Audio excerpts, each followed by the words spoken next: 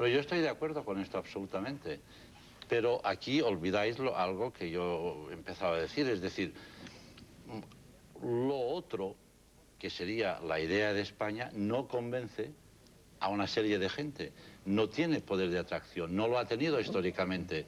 Es decir, cuando tú describes a Isar de Jarray, podías describir lo que ocurrió en España desde el momento en que acabó la guerra civil hasta muy poco antes de desaparecer, o mejor dicho, hasta después de desaparecer un momento el general Franco. Entonces, claro, hasta que esto no se llegue a repastar todo eso, no hay manera de encontrar ahí una solución, ¿no? Porque cuando, en determinados momentos de la historia de España reciente, jóvenes o no tan jóvenes, con una camisa azul, por ejemplo, actuaban bárbaramente, les movía el mismo mecanismo reprobable que mueve a los de Jarray. Estoy totalmente de acuerdo en eso, ¿no? O sea, hemos de acabar con eso y relativizarlo, como dice Juan. Señor sociólogo, está muy callado. Sí, de todos modos, es que hay que escuchar para luego introducir alguna novedad, ¿no? Vamos a ver, yo pienso que en estas diferenciaciones que estamos haciendo entre, pues, nacionalismos periféricos, nacionalismos centrales, etcétera, hombre, hay una parte de verdad, pero también una cierta confusión. Yo creo que tenemos que despejar un poquito, ¿no? O por lo menos intentar, ¿no? Ya que si nosotros no nos ponemos de acuerdo en esta mesa, pues, en fin, 3 millones en fin, casi 3 millones en Euskadi, y en Cataluña, ¿cuántos sois? 6 millones, pues más difícil que se pongan de acuerdo, ¿no? Julianea, Estella y el Faro de Alejandría. Y el Faro de Alejandría, exactamente. El Faro de Alejandría como compenso opositor, ¿verdad? Como la función. No, pero que no nos pongamos de acuerdo no es malo tampoco. No, no es malo, no es malo. No es malo. Yo creo que habéis mencionado la Constitución, 1978, una fecha, pues en fin, ¿no? Importantísima, ¿no? Yo creo que la Constitución es un texto en el cual es un procedimiento formal, en el cual caben, vamos a decir... una apuesta moral. Sí, una cuestión normativa. No solo es procedimiento. No, pero es un procedimiento en el cual... Es un procedimiento, de acuerdo, es un procedimiento normativo, pero en el cual no existen, vamos a decir, valores, vamos a decir, políticos de diferentes sesgos. Es decir, la Constitución permite, como Constitución, vamos a decir, en el entronque liberal o del liberalismo, el que todos estén presentes, pero no ninguno de forma canónica. Entonces, eso es bueno. Pero, ¿qué ocurre también? Que la Constitución efectivamente surge en 1978, surge dentro de un Estado-nación, y ese Estado-nación pues tiene detrás una cultura, tenemos que aceptarlo todos, y es bueno que tenga una cultura, es decir, la cultura española, algo que nosotros, en el caso del País Vasco, hasta hace, pues, en fin, ¿no?, 30 años, no tiene una expresión, vamos a decir, militarista, el gudarismo moderno, es decir, es de hace 30 años, ha habido guerras carlistas, etcétera, pero no han cristalizado en esta especie de enfrentamiento público, vamos a decir, iba a decir cívico-militar, más bien militar. Entonces, lo fundamental aquí es, de alguna manera, despejar que la Constitución es un texto que permite creer a todos en cosas diferentes y reconocer que, aun creyendo cosas diferentes, tenemos legitimidad para creer en eso diferente, ¿no?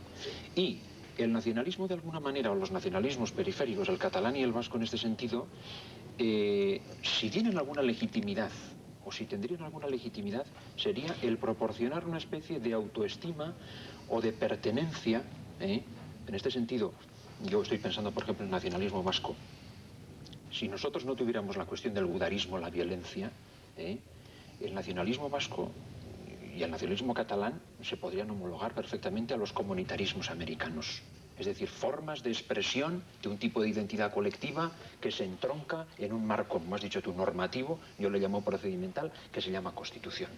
El pluribus unum, en la Constitución americana hay este moto, ¿verdad? Sí. El pluribus unum, aquí caben todos. Eso es la idea de España y las Españas, bueno, ¿no? Las Españas, sí, pero el problema es que... la pluralidad como elemento de unidad. El problema es que el nacionalismo, yo creo que los nacionalismos un poco, vamos a decir, periféricos, interpretan que de forma soterrada, es decir, de forma latente o de forma manifiesta, la Constitución introduce, además de un procedimiento, una cultura y además la impone. Digo, interpretan.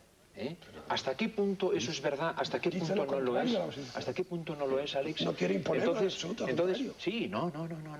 Digo, juego a todas. ¿Hasta qué punto es verdad o no? Mira, Baltasar, que publica es decir, todos los libros, muchos de sus libros, sobre todo en los últimos 20 años, están en catalán. Es decir, precisamente la Constitución actual lo que permite es que la pluralidad española, esa heterogeneidad, se manifieste sin trabas. Sí, yo creo que esa es una de sus grandes virtudes. Yo creo eso también.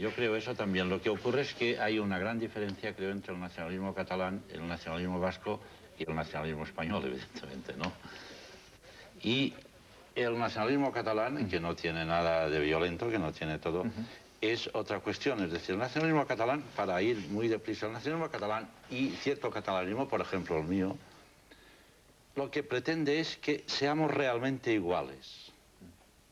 Eso, esta especie de panegírico que tú has hecho, de no sé qué, igualdad y fraternidad y todo eso, pues yo la comparto.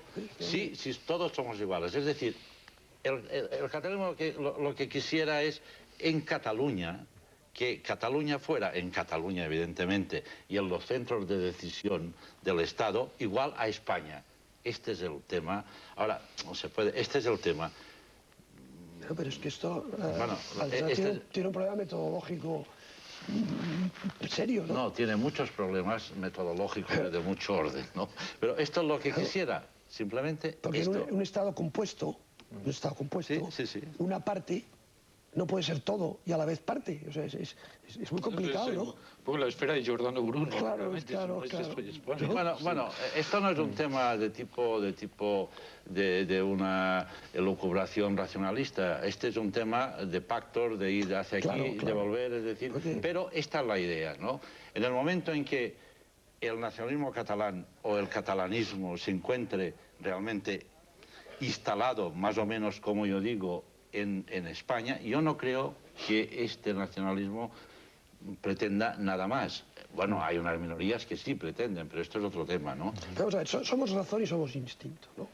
Entonces, somos historia, sí, por ejemplo. Pero digamos, somos razón y somos instinto. Entonces, en la medida que somos razón, buscamos marcos civiles, normativos, que nos permitan racionalmente resolver estos conflictos e incluso hacer alguna cosa interesante juntos. Sí, hombre, ¿no? pues evidentemente. Tú mismo has promovido iniciativas... Oye, las promuevo y escribo en los dos idiomas, La Vanguardia Equivocada y La Contraria, por lo tanto, yo no soy sospechoso. Desde el instituto que diriges, tú has promovido iniciativas que has tenido la ambición, que te alabamos, de que toda España participase. Sí. Y más allá.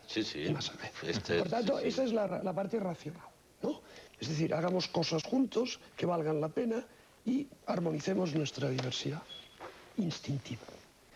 En cambio, cuando el instinto prima sobre la razón, entonces resulta que aquello que es o irracional se apodera del espacio público. Entonces, sin duda hay un soporte comunitario que tiene elementos de orden étnico, lingüístico, religioso, que está ahí. No lo podemos hacer desaparecer, porque entonces sería un mundo irreal. Entonces todos llevamos dentro esos sentimientos, esos instintos atávicos. Bien, pero aparte somos seres racionales.